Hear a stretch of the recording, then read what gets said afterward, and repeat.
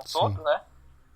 E a partir de então, aí você começa a rotina do dia, mas sem dúvida, para iniciar o dia, o acordar cedo e a prática física são 2 pilares muito importantes. Perfeito. Outra coisa também que me chamou a atenção, eu estudando aqui o tema, é a questão da, claro, da alimentação aliada a uma estratégia de se alimentar respeitando a individualidade metabólica, né? E a Ayurveda fala aí dos 3 principais tipos de pessoas, né? Que é o Pitta, o Vata e o Kapha. É isso? Estou certo, doutor? E, Isso mesmo. e aí cada um tem uma forma do corpo, tem, né? Tem uma forma de perder ou ganhar peso, tem relação com o humor. Esse conhecimento, né, levou muitas literaturas aí. Uma delas que ficou conhecida é a dieta do tipo sanguíneo. Queria saber a sua opinião sobre dessa dieta, se ela conversa com com o que você acredita, com o que você pesquisa, ou ela vai para outro caminho. E também para a gente entender essa individualidade metabólica, a gente só descobre de fato com um médico. A gente não consegue se saber disso sem o auxílio médico. Esse é um grande diferencial, né, do Ayurveda, por essa avaliação de que, diferentemente da nossa medicina moderna, que preconiza, olha, para ter saúde você deve comer isso, você deve beber tantos de água, você deve Sim. comer tanto de verduras, de legumes, de frutas, e o Ayurveda tem um olhar mais individualizado mesmo, né? Entendendo que cada pessoa tem um metabolismo diferente, uma capacidade de digestão diferente, de absorção de nutrientes diferente, né? De construção de tecidos diferente. Então não tem como falar, né? Montar uma planilha e falar que esse tipo de alimentação vai ser saudável para todas as pessoas. Hoje a medicina moderna já está indo atrás disso e tem tido encontrado muitas respostas, né, muito semelhantes ao que o Ayurveda chamava, né, de individualidade, e é o que eles hoje têm até estudos fazendo comparações até do processo genético mesmo, né? Sim. Então, visto que tem pessoas que realmente não conseguem metabolizar determinados alimentos que outras pessoas conseguem, então o mesmo alimento pode ser um elixir, algo extremamente saudável para uma pessoa, e pode ser um veneno para outra pessoa, né?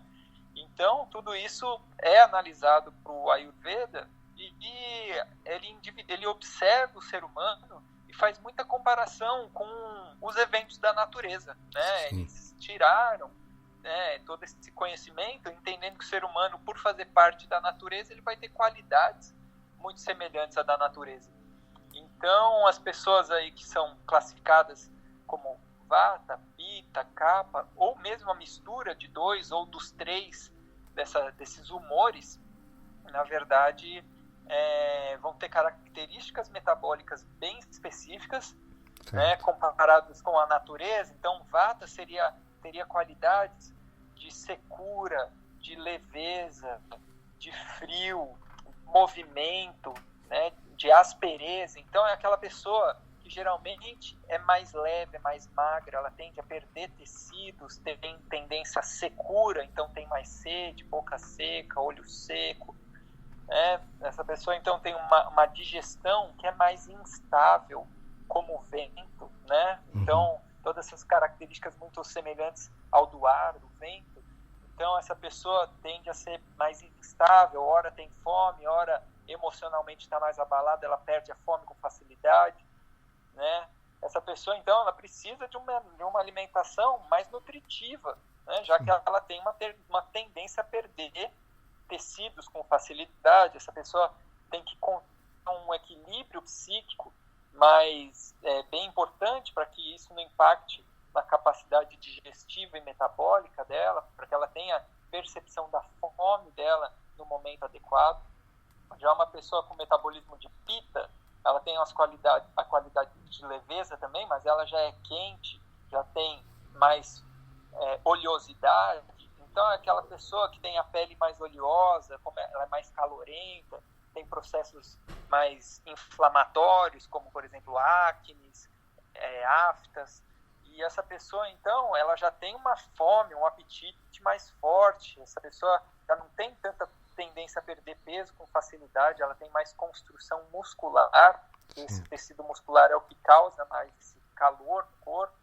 Então, essa pessoa já não precisa de alimentos tão nutritivos. Essa pessoa já pode fazer uma alimentação mais equilibrada, né, entre alimentos nutritivos e alimentos mais ricos em fibra, né, e água. E já o terceiro tipo de metabolismo, que é o kapha, ele tem qualidades mais semelhantes ao da terra e da água. Então, é uma pessoa que tem um metabolismo mais lento, tem tendência a ser uma pessoa mais friorenta, uma tendência a acumular tecidos gorduroso, principalmente, pessoa que retém do líquido e forma edemas, inchaço. Essa pessoa, ela precisa de uma alimentação mais leve, porque ela já tem uma tendência a acúmulo de tecidos.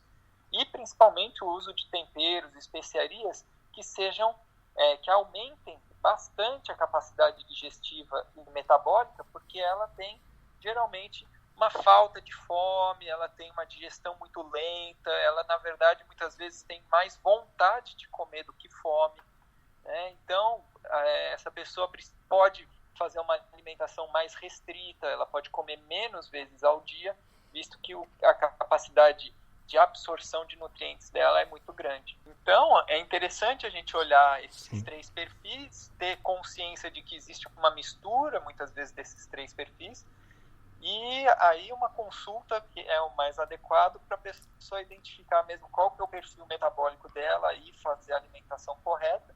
Eu conheço a questão da alimentação pelo tipo sanguíneo, mas é uma avaliação muito bioquímica, né? E não tem né? Ela pega simplesmente só a proteína que tem na hemácia, né? Que diferencia os tipos sanguíneos, mas não tem tanta avaliação do tipo da pessoa como um todo, né? Como a medicina, o Ayurveda preconiza. E principalmente não tem essa visão de como que está a pessoa agora, né? O Ayurveda olha, independente de qual constituição a pessoa tem que ver como que a pessoa está nesse momento, o que ela precisa nesse momento. Mesmo ela sendo muitas vezes de um padrão metabólico mais ativo, de boa digestão e boa absorção, às vezes ela está num período de luta, ela está num período de estresse, ela está num período em que o corpo dela está desorganizado, e mais importante do que ela seguir uma dieta que seja adequada para o perfil metabólico dela, ela precisa reestabelecer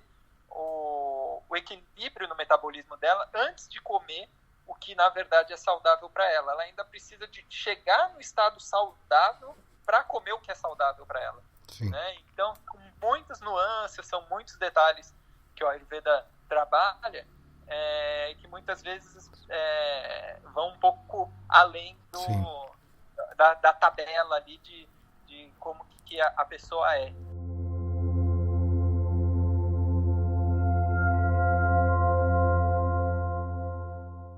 Pesquisando sobre o tema e passando por um processo de pré-cirúrgico para uma cirurgia de hérnia de hiato, né? Onde tem um quadro aí de gastrite, muita azia, muita queimação, um pouco de refluxo. Eu estou aí com a prescrição para uma cirurgia que já é uma cirurgia que foi feita pela minha mãe e que agora eu passo pela mesma coisa. Tem uma hérnia de 5 centímetros que segundo o médico eu preciso operar, né? E eu estava vendo sobre a questão da alimentação e do nosso trato gastrointestinal e pensando o quanto a gente se envenena diariamente, né? Na nossa alimentação impensada, né? No impulso, sem ter tanto conhecimento que agora, como a gente começa a pesquisar e começa a dar grandes despertares, né? Então, e uma das coisas que me chamou a atenção foi aquela pirâmide que fala sobre os tratamentos até chegar à cirurgia, né? E, claro, cada pessoa é uma pessoa, mas isso me deixou com uma pulguinha atrás da orelha, te confesso, doutor, de, talvez pegar alguma outra opinião para poder pensar um pouco mais antes de entrar na faca, como se dizem, né? Então, assim, a gente tem... Quando a gente cozinha em casa, e isso passou a acontecer comigo, a gente dá um outro valor à alimentação e o que a gente está colocando no prato, né? Então, por exemplo, eu, dentro dessa minha jornada aqui dos podcasts e conhecendo pessoas, eu resolvi fazer uma dieta mais baseada em não se alimentar em comidas de origem animal, né? Ainda estou comendo um pouco do queijo, mas tirei um pouco para sentir como é que o meu organismo reage, né? E tenho sentido um pouco muito mais disponibilidade, disposição, prontidão, né? Tanto no raciocínio quanto no corpo. E é um relato aqui que vale para quem quiser pensar e rever, né? Porque acho que a gente está comendo muita coisa industrializada, eu acho que a gente estão envenenando a gente para depois dar o remédio. Como é que é isso? A gente está sendo muito iludido, assim, quem não abriu o olho logo pode se dar mal, vamos dizer assim, de uma forma mais literal. É que hoje a gente está vivendo uma época em que a gente consegue tudo com muita facilidade, né? A gente aperta um botão, a gente liga um programa, a gente aperta um botão, chega comida na nossa porta. Exato. Então, as pessoas estão buscando, né? A nossa medicina, ela tem caminhado para um processo em que o paciente acaba sendo mais passivo, né? O paciente vai no médico, o médico orienta ele o que é a melhor coisa e assim, ele praticamente não faz nada. Então, toma essa cápsula ou deita na maca que eu vou tirar um pedaço seu, né? Que não está funcionando bem, a gente tira. Sendo que, na verdade, dentro dessa pirâmide mesmo com a qual você comentou, né, do modelo ideal médico, a base da pirâmide é a mudança do estilo de vida, né? Não adianta nada, né, você ter um problema digestivo e fazer uso, né, de uma alimentação que não é adequada. Você pode ficar tirando pedaço do seu sistema digestivo que você vai continuar, né, com problemas digestivos. Só vai mudar o sintoma, a área, né, do desconforto, mas o desconforto provavelmente vai continuar se você não mudar os seus hábitos alimentares. Outra coisa que é muito interessante, que as medicinas orientais trabalham muito, é o uso das plantas medicinais. Sim. Né, Délio? Se a gente for pensar, imagina que os portugueses, né, saíam lá de Portugal, iam para as Índias, ia para a Índia, naquela época, né, na época das navegações, imagina quanto custava uma expedição, né, de navegação, imagina quantas pessoas morriam, né, de escorbuto, de doenças nessas navegações. Você acha que a gente aprende na escola que eles iam buscar tempero de comida? Você acha que valia tudo isso, né? Todo esse esforço, esse dinheiro, essa demanda para buscar tempero de comida? Na verdade, o que eles iam buscar era remédio, né? Sim. Então, tudo isso que a gente tem visto como especiarias e temperos, na verdade, tem uma grande potência medicinal, né? Se bem souber usar e bem usada, na verdade, eles têm uma grande potência de trazer saúde para o corpo e manter a saúde no corpo. E isso não é muito preconizado dentro da medicina moderna, né, por conta que existe toda a questão da indústria farmacêutica, né, Sim. que rege, a gente mesmo dentro da faculdade de medicina, a gente aprende muito pouco sobre o valor das plantas medicinais, o foco nosso é muito mais no uso de remédios, sendo que a gente acaba menosprezando alguma coisa que tem já muitos estudos científicos que comprovam a sua potência, né, de tratamento. Então, a base é o estilo de vida, o uso de plantas medicinais, o uso das terapias físicas, então, atividade física, o uso, né, de massagens, a própria prática de meditação, várias outras ferramentas que ajudam de forma significativa o equilíbrio das funções metabólicas. Só depois de tudo isso que a gente deveria usar as medicações e, por último, lá no topo da pirâmide, pouquíssimos casos irem para a cirurgia.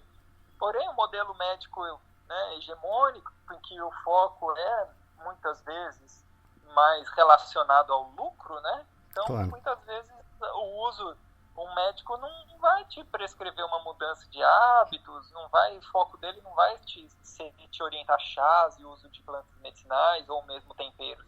Grande parte das vezes, o médico ele vai ter um foco maior do que é apresentado para ele na faculdade de medicina ou nos congressos